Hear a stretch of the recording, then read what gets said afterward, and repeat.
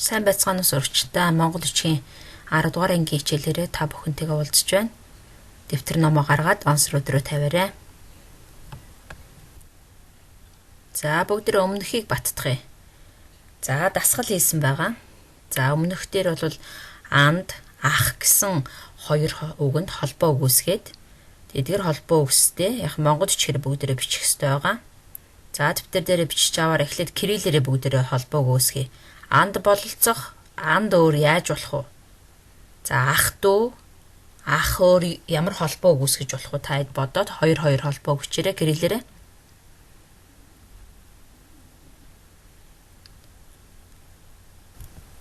За холбоо өгөө бүгдээрээ бичээд тойл бичиг ашиглах хэрэгтэй байгаа. За тойл бичиг ашиглаад мэдэхгүй байгаа үгээ зөв бичнэ. За зөв бичгийн тулд эхлээд эхний үг нь бол холбоог нь ном дээр өгөгдсөн байгаа. Анд бололцох ах дүү гэдгийг монголч хурцсан байгаа. Бичиж тэмдэглэж аваарай. За тойл бичиггүй байгаа сурагчид маань утасныхаа тойл бичиг бас ашиглаж болно. За даалгавраа бүгдээрээ тулгацгаая. Анд бололцох, анд нөхөр, анд явах.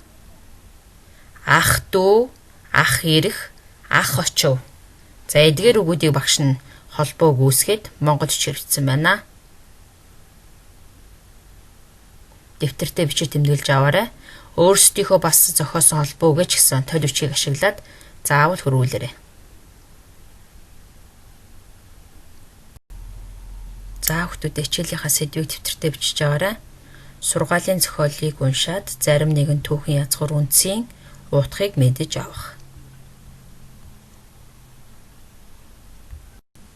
За хичээлийнхаа зорилготой бүгдээрээ танилцъя. Сургаалын зохиолыг уншаад А хэмээх түүхэн язгуур үндсийн утгыг мэдэж авах.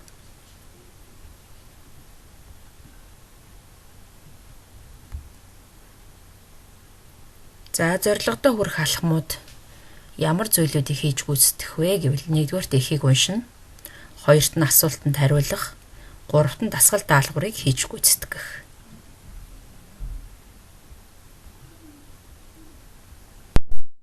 За дараах ихийг бүгдээр хамтдаа уншицгаая. За багш нь уншия та бүхэн анхааралтай сонсоорой. Ямар үг хэлхийг яаж үтсэн байна гэдгийг бас анхаарна. Бүх улсын үндэснийг богд эзнээс ирэх буюу Чингис хаан Жамуухтай хамт явтал богд эзний морь бүдэрвээс эзэн морьныхоо тэргүүнийг малиагаар дэлдэн цогсонд Жамуухын нээвээс эзэн зарлиг болрон. Жамуух чамд ямар баяр болов хэмээвээс Жамуух өчрөн. Бор итүгэн ихийн дарлаг бурхан халдуун буяа. Бүх улсын эзэн богд чи буяа. Хөлийн үндэснийг тэргүүнээс авах буюу хөвгүүний үндэснийг эцэг ихээс авах буюу бор итүгэний үндэснийг бурхан халдуунаас ирэх буюу бүх улсын үндэснийг богд эзнээс ирэх буюу хэмээн өчвөөс зөвшөөрсөн ажигуу. За ажигуу гэдэг үгээ ч гэсэн тэмдэглэж аваарай. Дарлаг гэдэг үг нь ямар утгаар орсон бэ гэвэл бас таад бас үгийнхаа утгыг сайтар бодоорой. За дарлаг гэдэг нь бол имэйлийн даруулгыг хэлдэг байна. Тэмдэглэж аваарай. За үгийн утгын тайлбар дээр бас малиа гэдэг үгийг тайлбарлсан байна. Ташуур, итүгэн гэдэг нь газар дэлхийг хэлдэг байна.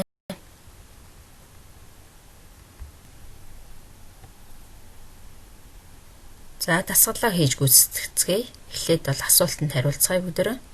За нэгдүгээр Жамух яагаад инээсэн бэ?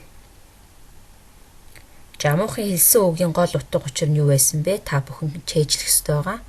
За нэгдүгürt монгол бичгээрээ бичгээсээ эхлээд кириллээрээ бүгдээрээ бичиж тэмдэглэж аваад гэртээ монгол бичгээрээ бичиж гүйцээе. Жамуухын хэлсэн үгийн гол утга учир нь юу байсан бэ? Та бүхэн сайн бодоорой. За нэгдүгээр асуултанд хариулъя. Чингис хаан Жамуухтай хамт явтал эзэн богд эзний морийг бүдэрвээс эзэн морьныхоо тэргүүнийг малиагаар дэлдэн цогсонд Жамуух инээсэн баг. За тэгвэл хоёр дахь асуултанд хариулъя. Бүх зүйлд хариуцлага байдаг гэдгийг илэрхийлсэн гэж тодорхойлсон. За та бүхэн ямар хариуцлага байдгийг бэ гэдгийг ихээсээ дахиад сэргийн хараарай. Монгол бичгээрээ бичээд Монгол ичгээрээ бас хариулах ёстой ба шүү та бүхэн.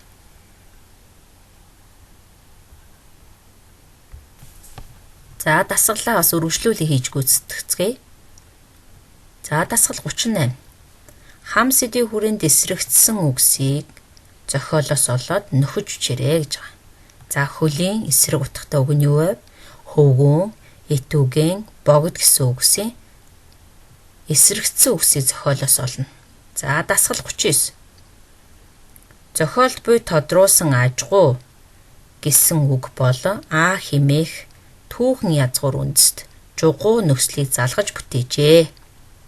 За эдгээр энэ дөрмийн холбогдлолтой зүйлийг бүгдээрээ дэвтэр дээрээ тэмдэглэж аавна. За аад гарах аад нь энэхүү а язгуур үндэст дараах нөхцлүүдийг залгаж өчээд үг тус бүрийн утгыг тайлбарлаарай. Аж, атал, агсан, апасу, ахула, амуй, азана, агат.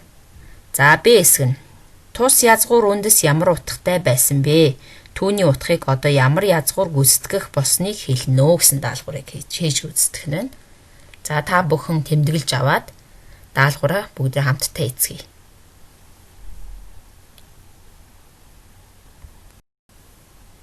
За даалгавраа бүгдээрээ тулгаарай.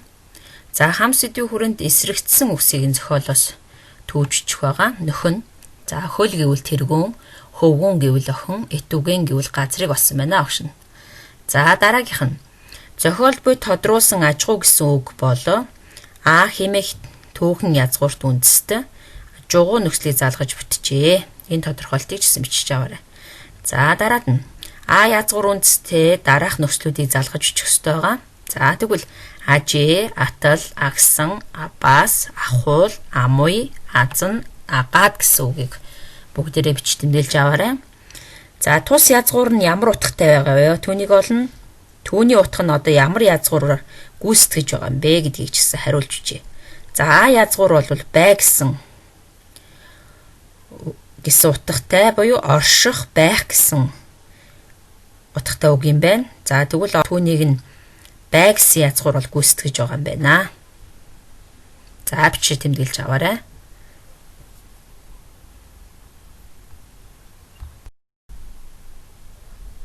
За гэрийн даалгавраа бүгдээр тэмдэглэж аваарай. Асуултанд хариулсан хариултаа монгол хичээрээр бичнэ. Асуулт нь бол сурагч дээр өгөгдсөн байгаа учраас хариултыг монгол хичээрээр бичээрэй. Бичгийн тулд ихээ сайтар уншаарай. За дараад нь үйл үгийн хэвийн дагаврыг дэвтэртээ бичиж тэмдэглэж нүдлэн тогтоох даалгавар байгаа.